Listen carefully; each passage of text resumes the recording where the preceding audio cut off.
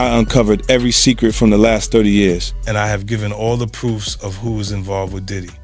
I have presented the videotape of Diddy's parties as evidence. Now no one can save Diddy and the other celebs. Jay-Z, after watching the rest of the documentary, you'll understand everything. Today, Friday, January 9th, turned into a rough day for Sean Combs. Without any warning, Netflix released a new project that 50 Cent has described as the next chapter of The Reckoning. There was no long build-up, no dramatic trailer running for weeks, and no loud marketing push. It simply appeared. That quiet arrival matters more than people might realize. When something shows up without noise, it usually means the people involved already understand the weight of what's coming. Silence like that creates attention. It makes people lean forward instead of leaning back. This new release does not feel like entertainment meant to shock for clicks or ratings. It feels more like a continuation of a story that never truly ended. The first release didn't close the door, pause the conversation. This chapter doesn't try to restart the drama. Instead, it picks up exactly where things were left unfinished. That alone changes how it lands with viewers. Timing is the key detail here. The original series came out when headlines were loud, courtrooms were active, and public discussion was intense. This new chapter arrives during a quieter moment. Many people believe the situation had settled or faded into the background. That timing does not feel random. Stories hit harder when people stop expecting them. When attention slows, defenses drop. That is when uncomfortable reminders carry the most weight. What makes this release unsettling is not shock value. It is patience. It does not rush to prove anything. It does not shout accusations. Instead, it presents context. Footage that once seemed harmless now sits next to other moments that change how it feels. Conversations that were never meant to be replayed together now share the same space. Timelines overlap. Familiar names appear again and again, not as headlines but as background connections. Nothing is labeled for the viewer. No one tells you what to think or how to feel. And that is exactly why it works. When a story refuses to guide your emotions, your mind fills the space on its own. You start noticing patterns without being told they exist. Discomfort grows quietly rather than explosively. This chapter does not position itself as a takedown. It presents itself as perspective. It asks the audience to look again, not to react faster. The footage is not edited for drama. Pauses are left in. Awkward moments are allowed to breathe. Conversations drift away right when clarity feels close. Those small details are usually removed in fast-paced storytelling. Here they are the point. What stands out early is restraint. There is no rapid montage of allegations. Instead, there is proximity. Who was present? How often did the same people appear in the same environments? How frequently did social circles overlap without explanation? Jay-Z's name, for example, is not introduced as a focus or accusation. It appears naturally through shared spaces and public moments that were always visible, but never aligned side by side before. This is why reactions are split. Some viewers say they see nothing new.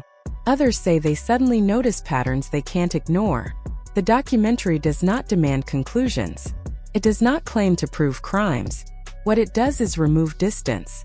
It challenges the idea that time alone resolved anything. Once that distance disappears, silence starts to feel different. It no longer feels neutral. It begins to feel protective. Not necessarily malicious, but strategic. When silence becomes visible as a pattern, every old moment feels heavier. This chapter doesn't escalate the story. It simply allows it to exist again. That is why today matters. Not because everything changed overnight, but because something unfinished has returned without asking permission.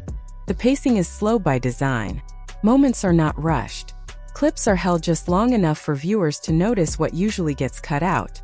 A glance held too long. Pause after a question. A response that shifts direction instead of answering directly. This isn't about one explosive scene changing everything. It's about recognizing that nothing ever fully changed because nothing was ever fully addressed. As the footage continues, repetition begins to form its own message. The same settings appear. The same social groups return. The same moments where questions could have been resolved are left open. Not denied. Not clarified. Just abandoned. Open questions do not disappear. They linger. especially when time passes and familiar names resurface in new situations, new years, and new headlines, still connected by proximity rather than explanation. What makes it uncomfortable is how familiar everything feels. None of this is framed as new information. Feels remembered. These are moments people saw before and moved past because they didn't feel urgent at the time. But urgency doesn't always announce itself loudly. Sometimes it arrives late, when distance collapses and everything sits next to everything else. That is when memory changes. It stops being passive and starts becoming analytical. This chapter leans into that shift. Does not accuse. It observes. It allows repetition to speak instead of narration. How often the same faces appear without context. How often silence follows moments that should have led somewhere. How often the industry trusted time to smooth discomfort instead of clarity to close loops. The power here is not revelation. It is alignment. When separate moments finally touch, they change each other. Once that alignment becomes visible, it's hard to return to consuming these stories the old way. You stop asking what happened and start asking why nothing followed. Why explanations were delayed. Why distance was allowed to replace accountability. In this light, silence no longer feels harmless.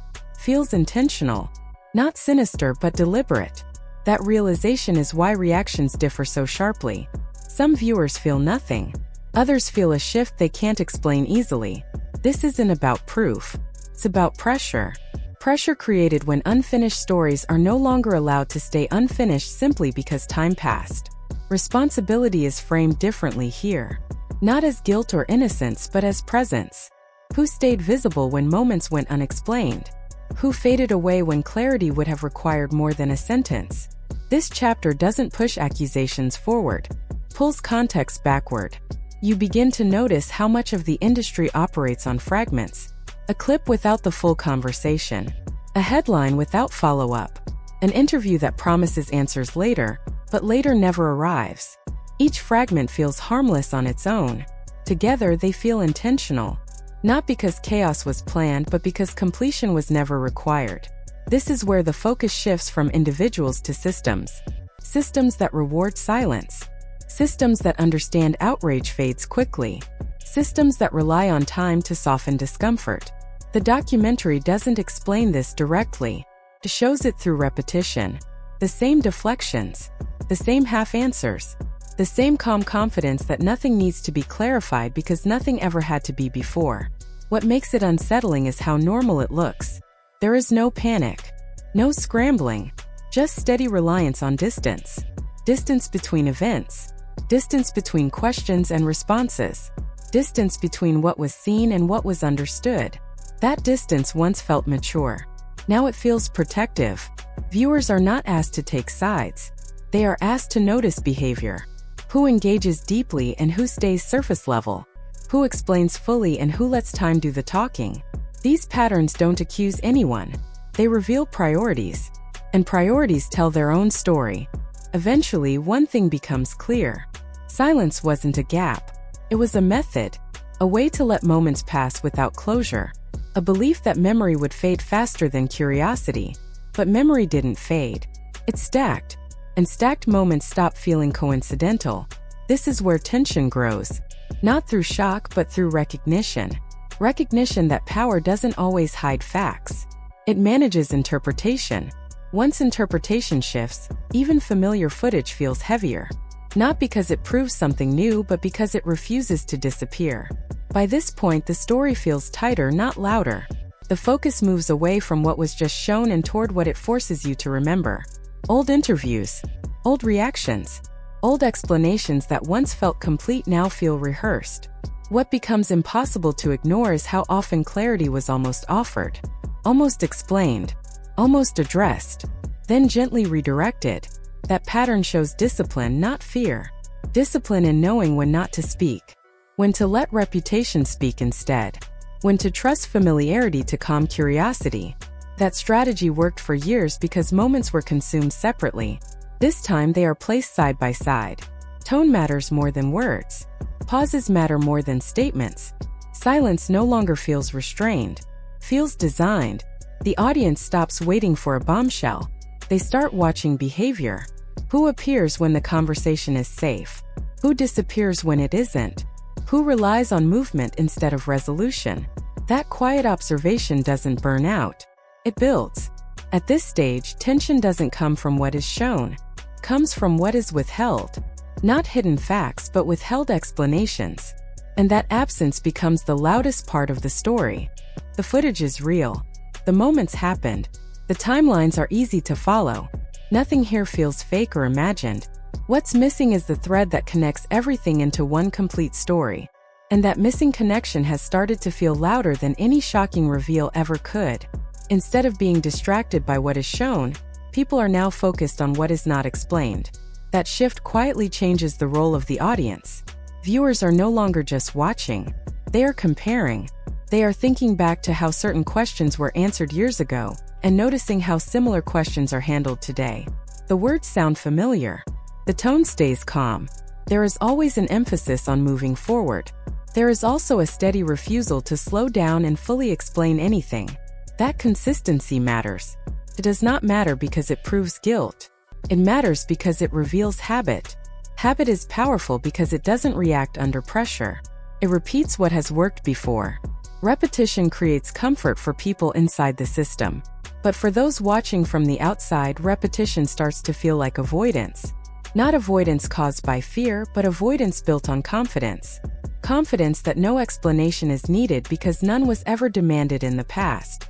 What makes this uncomfortable is how well that confidence worked for so long. Not because people were tricked, but because they were conditioned. They were taught to see silence as professionalism. They learned to view distance as dignity. They were encouraged to believe that if something truly mattered, someone else would have addressed it already. That belief carried weight for years. But assumptions don't survive long when attention becomes steady. And steady attention is exactly what this moment has created. This isn't loud outrage. It isn't rushed judgment. It's careful observation. People are no longer asking for explanations right away. They are noticing how often explanations never come. They are watching how frequently time is allowed to replace truth. Once that awareness settles in, silence stops working the way it used to. Silence depends on forgetting. It depends on distraction. But forgetting isn't happening anymore. That's where the pressure begins to build. Quietly. Constantly. No accusations are shouted. No conclusions are forced. There is just a growing understanding that some stories were never meant to be finished in public. Once that understanding exists, every pause gains meaning. Every non-response feels intentional. Every gap becomes part of the story. At that point, nothing needs to escalate. The situation is already grounded. Something important has already shifted. The focus is no longer on whether new footage will appear or how shocking it might be. The focus is on behavior. On how people move when attention doesn't fade after a few days. Power isn't tested when people glance at it once. It's tested when they keep looking. What stands out now is how carefully everything is handled. Nothing feels rushed. Nothing is fully denied either. Everything is measured. Statements acknowledge concerns without explaining them. Appearances reassure without offering clarity. There is a sense of control that feels practiced, almost rehearsed. That level of control doesn't come from chaos. It comes from experience. From knowing that letting time pass has always been the safest move. But time isn't doing the same job anymore. The audience isn't reacting in quick bursts. They are settling in. They are rewatching old moments. They are placing past interviews next to recent ones. And they are noticing how often the same instincts show up. The same pauses. The same deflections. The same comfort with leaving things unresolved. When repetition becomes visible, it stops feeling accidental. That's where tension deepens instead of exploding. Nothing dramatic happens on screen. There is no moment that forces a final judgment. There is no statement that closes the conversation. What grows instead is the realization that closure was never the goal. Control was. Control over timing. Control over focus. Control over when a story is allowed to feel finished. What's unsettling is how normal this once felt. Silence used to look like strength. Distance was seen as maturity. Unfinished stories were accepted as complete simply because enough time had passed. That way of thinking only works when people move on. This time they didn't. Now every quiet moment adds weight instead of removing it. Every delay feels recorded. Every absence feels noticed. Not emotionally, but mentally. And mental tracking is dangerous for systems built on waiting out curiosity, because curiosity didn't fade this time. It stabilized. At this stage, the story no longer needs new information to stay alive. Survives on consistency, on watching the same strategies return, on seeing how often explanation is available but not chosen. That choice becomes the message. Once people recognize that, silence stops protecting anything, starts defining it. From here on, nothing has to be said for the story to continue. The audience already knows how to listen. The focus has moved from curiosity to recognition. Not recognition of guilt, but recognition of structure, of how moments were handled, delayed, softened, and spaced apart so they never collided. Because once moments collide, patterns appear. Patterns don't argue. They don't exaggerate. They simply exist and wait to be noticed. What makes this phase different is that nothing new has to happen for the pressure to grow. The archive is already there. Old interviews, old public appearances, old reactions that once felt complete now feel partial. Not wrong, just unfinished. And unfinny. Finished things carry weight when people stop rushing past them. This is where silence changes meaning. It no longer reads as discipline or restraint. It reads as a choice, a repeated one. And repetition turns behavior into a signal. When the same response shows up again and again in different situations, it stops being coincidence. It becomes habit. Habit reveals design. People aren't asking louder questions now. They're asking steadier ones. Questions that don't demand immediate answers. Questions that remain unanswered. Unanswered questions don't disappear when attention is patient. They grow deeper. They become reference points that follow every new moment. That's why timing matters more than statements. When responses come quickly for some topics and slowly for others, people notice. When clarity appears only where it's convenient, people notice. Not emotionally, but methodically. What's unsettling is how calm everything remains. There is no panic, no urgency, just the same controlled distance that worked before. But distance only works when people stop measuring it. And they haven't stopped. The story isn't escalating, it's settling. And settled stories don't fade. They become background pressure. The kind that doesn't shout but never leaves. The kind that changes how every future move is understood. Now every silence adds information. Every pause becomes part of the record. Every non-response communicates just as clearly as a statement would have. That's the shift. Silence is no longer empty space. It has become content. At this point, the power dynamic quietly changes.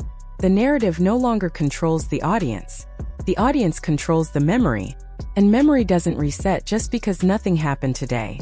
It waits. The question is no longer what will be revealed next. The question is what happens when nothing is revealed at all. Because when silence stretches this long, it stops feeling neutral, starts feeling deliberate. And deliberate silence, Angie's how every past moment is understood. People aren't watching for shock anymore. They're watching for consistency. They're comparing reactions across time. Not what was said, but when it was said. Not who spoke, but who stayed quiet. When those moments are lined up, something becomes clear. The same pauses appear at the same pressure points every time.